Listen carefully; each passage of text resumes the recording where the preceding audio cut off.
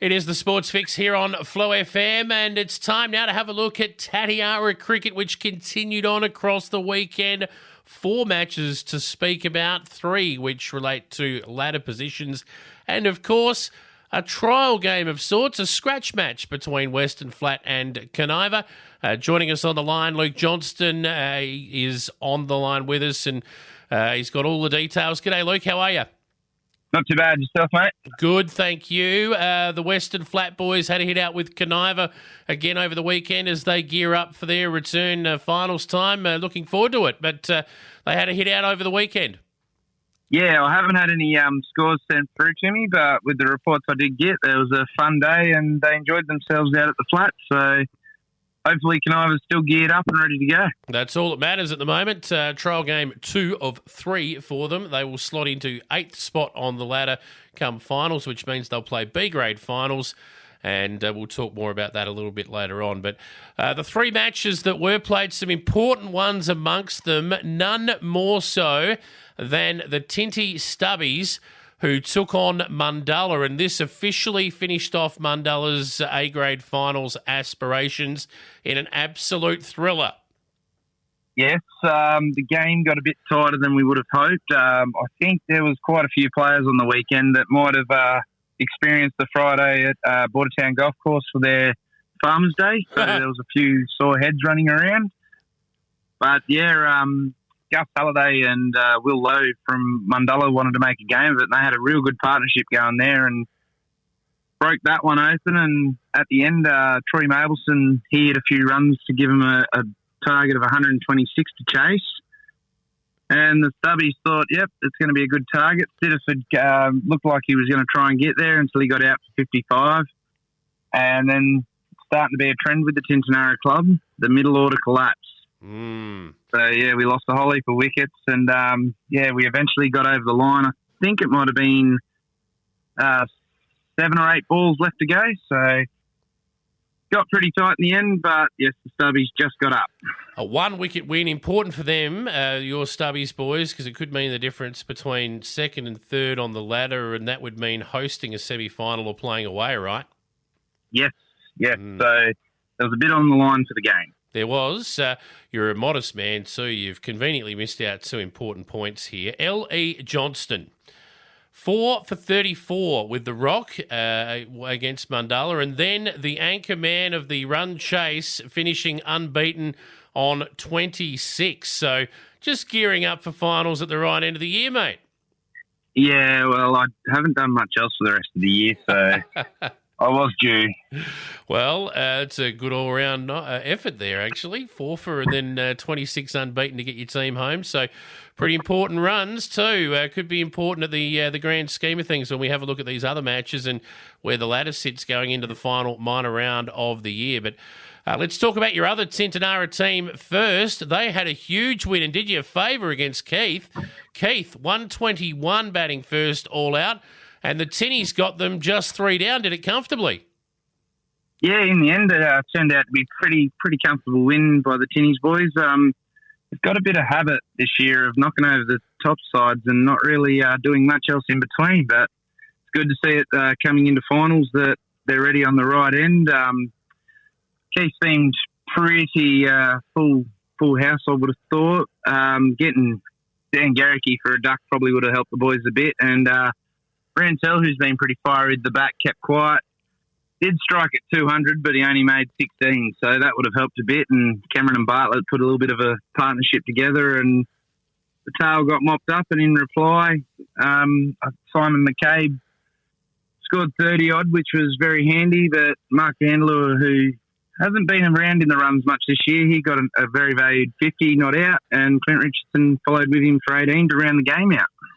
Well, Keith are secure in their 3rd spot on the ladder at the moment, but that could very well cost them 2nd spot and a home final, that loss. So a big win for the Tinnies in the scheme of things. Doesn't change their position on the ladder and won't, but it certainly helps out the other Tintinara team. So the 2 Tintinara teams working together there. Yeah, I think it was more bragging rights. One wins, the other doesn't want to lose. So pretty competitive amongst ourselves. So I think that helps just keep it going through the whole league. Yeah. Now, here's an interesting result, given that these two sides can match up again in a fortnight's time. Willaluka, top of the ladder at the moment, 5 for 154. A reasonable total, maybe par, you would think, if that, just below par perhaps. Bordertown didn't have too many dramas knocking it off. 5 for 155, with the president leading the way with the bat. Yeah, so I actually got to watch this game on my app and kept track of it. And George Verco looked very promising until he got out for 76. So that was a big wicket for the Bordertown boys. Everyone else sort of chipped in with teams, with Will Verco getting a 26 as well and posting a total of 155. It was quite warm on the weekend, but there was two good bowling sides and two good batting outfits, so could have went either way. And in reply, Watertown started off pretty well. I think one of the first overs by the opening bowlers went to 17, so they looked like they wanted to do it in a hurry. And, everyone chipping in with Hample 23 and Smedley 34 as openers. Diamond and Peach didn't really do much damage, but then Devitt and Nathan Tink come out and finished it off with Tinky finishing with 43 not out. Yeah, big win for Bordertown, not necessarily in terms of, creeping up the ladder any further, but it does shore them up in fourth spot. So a loss there would have put them at risk with Mundalla this weekend, but that win basically locks them into an A-grade finals berth. Yeah, well, it keeps them up and about and gives them a bit of assurance for this weekend. So that was a great win at the right time of the season for those boys. Yeah. So let's have a look at the state of the ladder, bearing in mind that the top four and then the bottom four will split up in finals. The top four playing in the A-grade finals series and the bottom four playing in the B-grade finals series. So the top four, the A-grade finalists, will be... at the moment, this is the order that they're in right now. So Willaluka on top on 68 points. The Stubbies on 68 points as well. Keith on 61 points and Bordertown on 56 points. Now, the order could change slightly, but not much. Keith can still catch the Stubbies, and we'll explain how in a minute. So those two could swap spots on the ladder.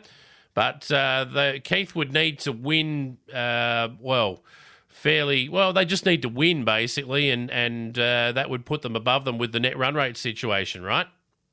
Yes, so at the moment, Keith just needs to win, so one run would be enough for them to finish on even points, but they will be 0.7 or probably about 0.8 of a point ahead of the Stubbies, which will get them second spot. So that game will be all on the line this weekend.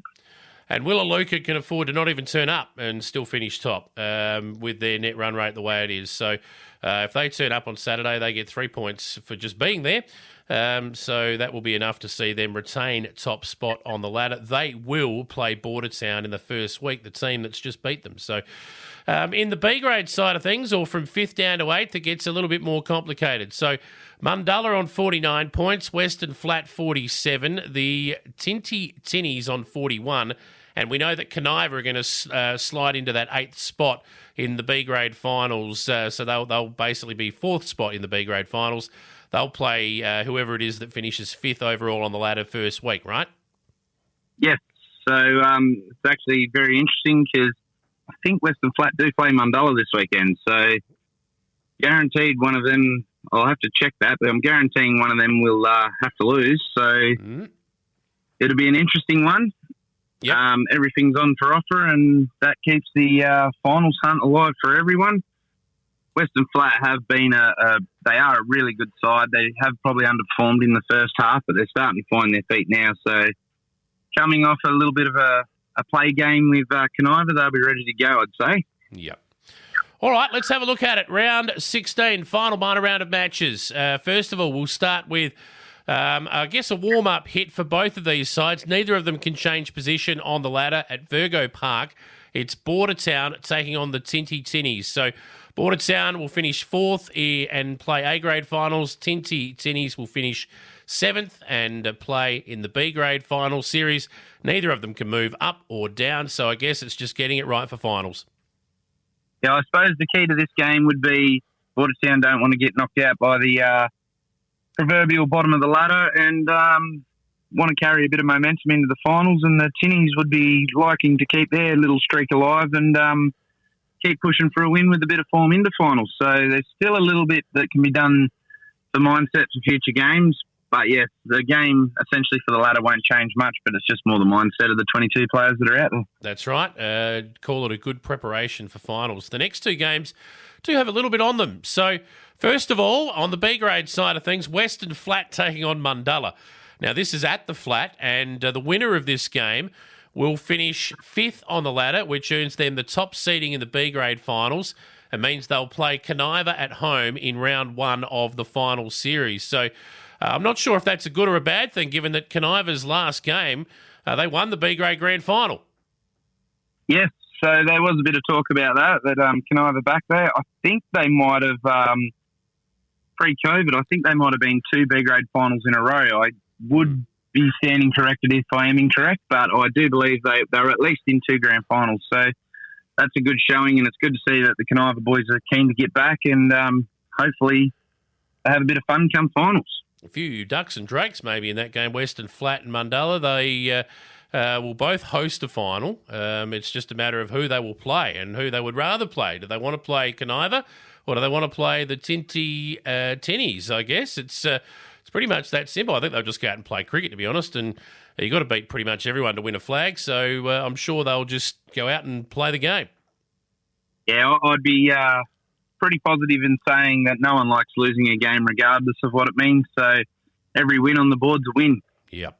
And the last game, this is for hosting rights in a semi-final, effectively. Willalooka will finish top. They will play Bordertown in the first week of the finals at home. That is locked in. Keith, though, this game for them, it means the difference between being at home against the Tinty Stubbies in the first week of the finals or travelling away to Tintinara. So I guess there's a bit of a carrot on the end of it for Keith. It's at Keith Oval. Willalooka had a loss last week. There's a bit on this one? Yeah, there is a bit. Willalooka wouldn't be familiar with the losing side at the moment, so they have lost 2 in the trot. I can't remember the last time that Willalooka actually lost 2 minor round games in a row, so it's been a while. Yep. So they'll be pretty antsy to get away from that, and Keith, who's been a pretty informed side all year, have lost against the Tinnies twice. So on the weekend was the second time they lost. So they'll be looking to redeem from that. So fair bit on for this game. And like I said, everyone likes the bragging rights. I think Willalooka is going to come out firing, but it should be a good game.